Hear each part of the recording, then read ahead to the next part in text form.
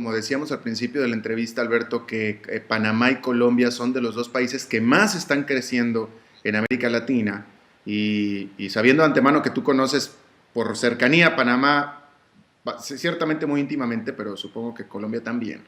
En ese sentido, Panamá tiene el estereotipo, no sé si sea real o no, que de único de lo que vive prácticamente es de la industria financiera y del canal de Panamá. En ese sentido, ¿qué tipo de beneficio puede tener concreto Panamá en específico con este Tratado de Libre Comercio?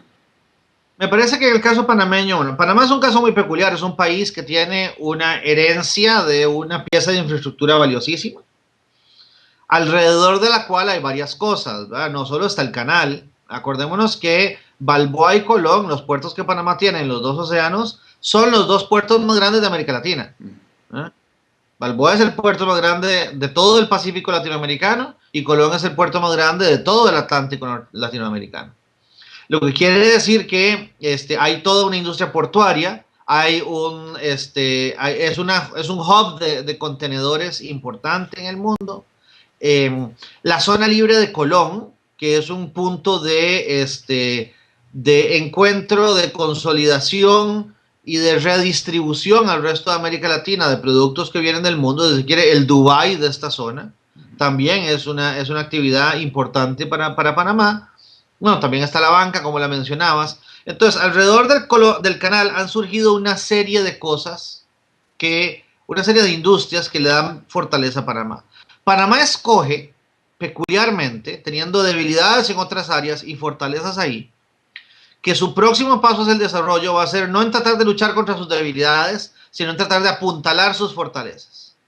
Entonces ha invertido masivamente en infraestructura en los últimos años y en este momento el proyecto de expansión del canal es la obra de infraestructura más grande del planeta y además una que no perdió su financiamiento en ningún momento de toda la crisis internacional. O sea, el paquete financiero del canal estaba asegurado incluso al día siguiente de Lehman Brothers. Entonces, lo que estamos hablando es de un país que está buscando ser la base logística del hemisferio y no solo tener buena logística en sí mismo. Para hacer una buena base logística es necesario tener la infraestructura, lo más importante, ellos lo tienen, y la capacidad de administrar la infraestructura. Pero también es necesario que no haya ninguna ventaja en brincarte, en saltarse a Panamá. Y por eso es que el hecho de que Panamá tenga acceso comercial ordenado, preferencial, ahora con Centroamérica, con México y con los Estados Unidos, y bueno, y poco a poco también con los países de visión afín en Sudamérica, complementa jurídicamente la inversión de hormigón y acero que ya han estado haciendo y les da un valor interesante.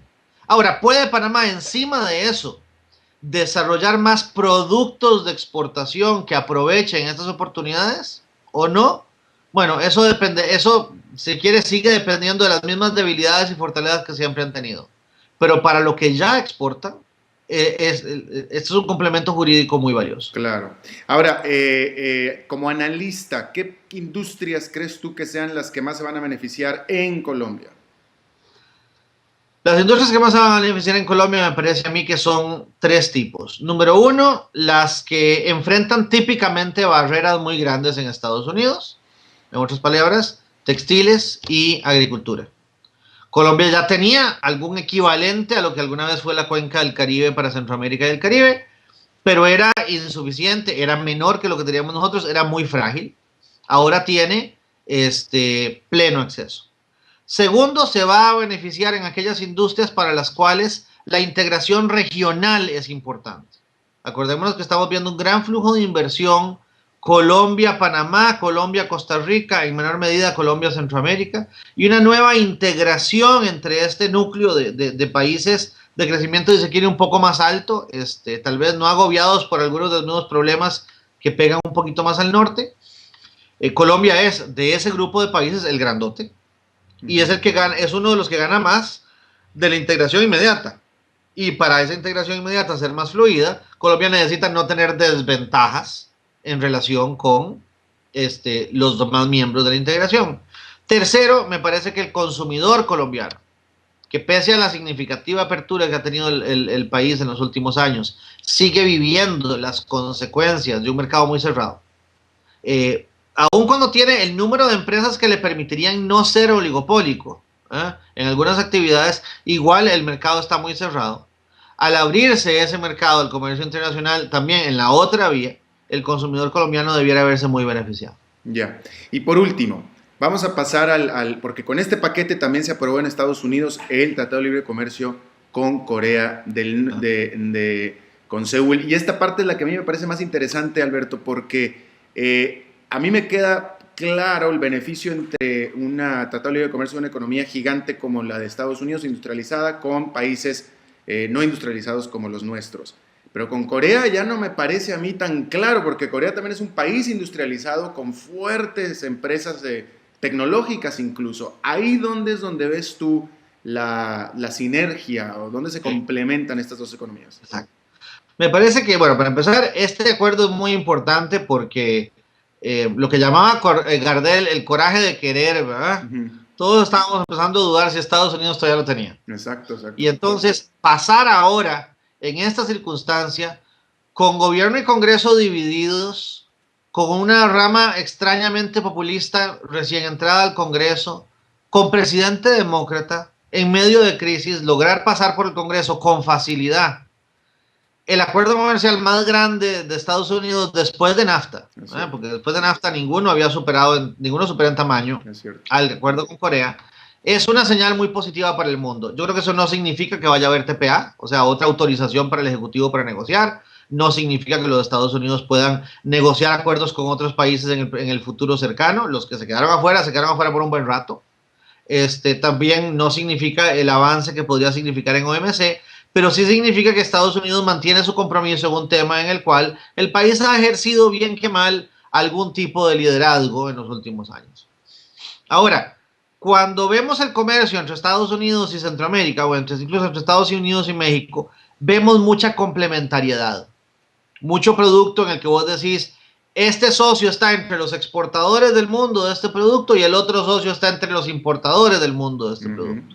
Y por lo tanto, una vez que se abre la frontera con el acuerdo, naturalmente el primero le va a vender al segundo y habrá otros productos en la otra vía.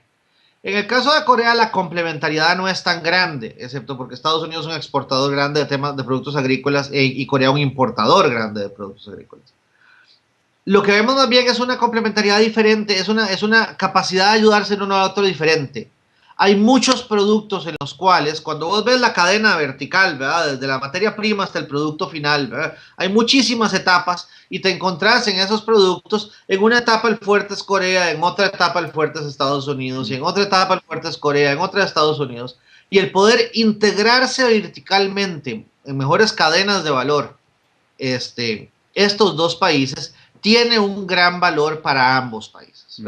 Por ejemplo, en la industria automotriz, un automóvil, no importa de quién es la marca al final de cuentas, si es un Toyota o es un Hyundai o es un Ford, eso uno cree que esa es la nacionalidad del carro. No. El Toyota, el Hyundai y el Ford, los tres tienen, el radiador viene de México, en los tres la llanta viene de Japón, en los tres el chipcito del motor viene de Costa Rica, en los tres el tal pieza viene de Estados Unidos, en los tres tal pieza viene de Corea. Entonces estamos hablando de productos en los cuales la marca es quien armó el Lego al final, pero las piecitas del Lego vienen de donde vienen. Partes, claro.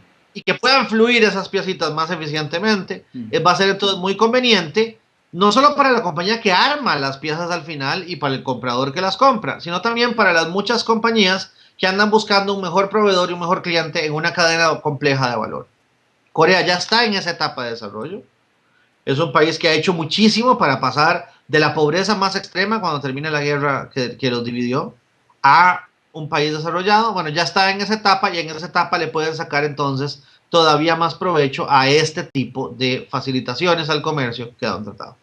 Solamente un profesor lo pudo haber explicado como tú lo explicaste, Alberto Trejos, profesor del INCAE Business School en Costa Rica, ex ministro de Comercio Exterior de Costa Rica y también negociador del Tratado de Libre Comercio de Costa Rica con Estados Unidos. Te agradezco muchísimo el tiempo y la explicación muy, muy amena, muy clara, Alberto. Gracias.